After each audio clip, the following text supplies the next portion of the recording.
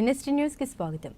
Kondapi MLA స్వామిపై అనుచిత వ్యాఖ్యలు చేసిన మంత్రి ఆదిమూలపు సురేష్కు తెలుగుదేశం పార్టీ కార్యనిర్వహణాధికారి దామచర్ల సత్య తనదైన శైలిలో గట్టిగానే బదులిచ్చారు. సింగరాయకొండలోని పార్టీ కార్యాలయం ప్రారంభోత్సవానికి బీజేసీ పత్రికా సమావేశంలో మాట్లాడారు. ఎమ్మెల్యే స్వామి దామచర్ల కుటుంబానికి బానిస కాదని, అతని వెంట ప్రతి కార్యకర్త దామచర్ల కుటుంబ సభ్యులు ఉన్నారని తెలిపారు. వైఎస్ జగన్మోహన్ రెడ్డికి నిజమైన బానిసపు నీవేనంటూ ఎద్దేవా చేశారు. అందుకే చంద్రబాబు నాయుడు యాత్రలో అడ్డుపడుతూ సురేష్ చొక్కా లేకుండా తిరగాడని గుర్తు చేశారు. రానున్న సార్వత్రిక ఎన్నికల్లో గెలిపే లక్ష్యంగా తెలుగుదేశం పనిచేస్తోందని, నీ ఆర్థిక బలాన్ని దించేసే వ్యూహాలు మా దగ్గర ఉన్నాయంటూ పత్రికా ముఖంగా తెలిపారు. ఈ కార్యక్రమంలో తెలుగుదేశం పార్టీ నేతలు, కార్యకర్తలు పాల్గొన్నారు. ఈరోజు కొండేపి నియోజకవర్గంలో సింగరాయకొండ మండలంలోని పార్టీ ఆఫీస్, ఎన్నికల పార్టీ ఆఫీస్ ఈరోజు అధికారికంగా ఇక్కడ మన సింగరాయకొండలో ఇది లాంఛనంగా ఓపెన్ చేయడం జరిగింది. ఇది ఎన్నికలకి కంపల్సరీగా మా పార్టీ ఆదేశాల మేరకు ఇది అఫీషియల్ ప్రోగ్రామ్గా, అఫీషియల్ పార్టీ ఆఫీస్గా ఎన్నికలు ఇక్కడి నుంచి మేము నిర్వహించబడుతుంది. ఈరోజు కొండేపి నియోజకవర్గంలో ఎన్డీఏ కూటమి బలపరిచిన అభ్యర్థి మన ఎమ్మెల్యే స్వామి గారిని మంచి మెజార్టీతోటి గెలిపించాలని, అలాగే నియోజకవర్గం మొత్తం అన్ని ఊళ్ళు నిన్నటితోటి సింగరాయకొండ మండలం కూడా మొత్తం కంప్లీట్ చేసుకొని జనాల్లో మంచి స్పందన ఉంది. అటు జనసేన అధినేత పవన్ కళ్యాణ్ గారు, బీజేపీ నాయకులు మన ప్రధానమంత్రి మోడీ గారి సహకారంతో ఈరోజు ఈ నియోజకవర్గంలో కూడా పలు అభివృద్ధి కార్యక్రమాలు రేపు రాబోయే రోజుల్లో ఎన్డీఏ ప్రభుత్వం అయితేనే ఈ నియోజకవర్గానికి, ఈ రాష్ట్రానికి అభివృద్ధి చెందుద్దని ప్రజలందరూ భావిస్తూ ఉన్నారు.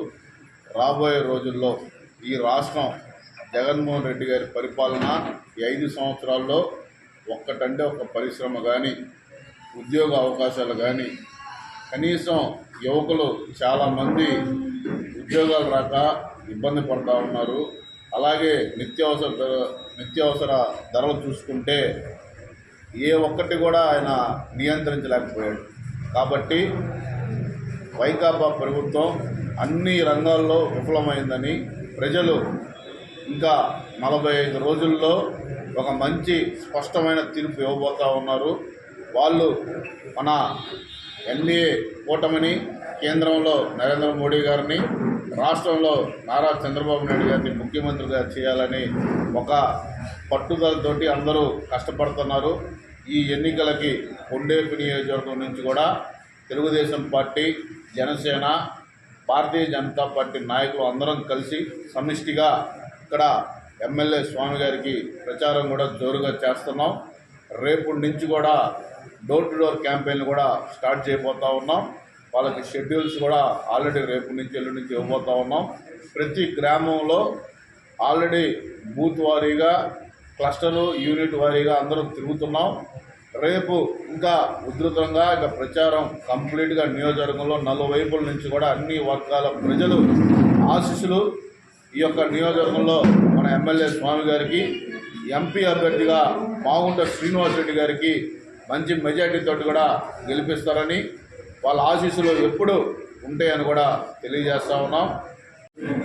ఈ నియోజకవర్గంలో స్వామి గారు 14 to 19 దామచర్ల కుటుంబం అతన్ని మామూలుగా అయితే మేము ఎంకరేజ్ చేయడం జరిగింది, కానీ అతన్ని మేము బానిసలా చేయలే.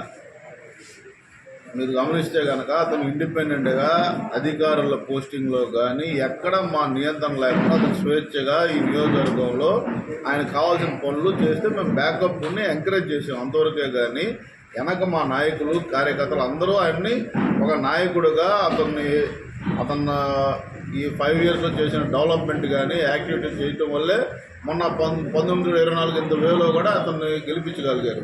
మా దగ్గర బానిసలు అలాగే ఉన్న దామచర్ల కుటుంబానికి ఎప్పుడు ఆ నేచరు అది ఎప్పుడు ఉండదని కూడా నేను తెలియజేస్తా ఉన్నాను. ఈరోజు అతను బానిస, వాస్తవంగా చెప్పాలంటే జగన్మోహన్ రెడ్డికి బానిస అతను, స్వామి గారు దామచర్ల ఫ్యామిలీ. మా నాయకుడు చంద్రబాబు నాయుడు వస్తున్నప్పుడు చొక్కా ఇప్పి మరీ గందరగోళం చేయబడ్డాడు. వాళ్ళు తీసుకొని కొట్టి ఒక మంత్రి ఆయన మర్చిపోయి ఆ రోజు ఆయన ప్రోగ్రాంకి వస్తుంటే చొక్కా విప్పి రాళ్ళు తీసుకొని దాడి చేయబోయి సార్ మా నాయకుడు నారా చంద్రబాబు నాయుడు గారి గమ్యానికి తలకాయ కూడా బయలుదేరడం జరిగింది. ఆ రోజు మీరు అందరూ చూశారు.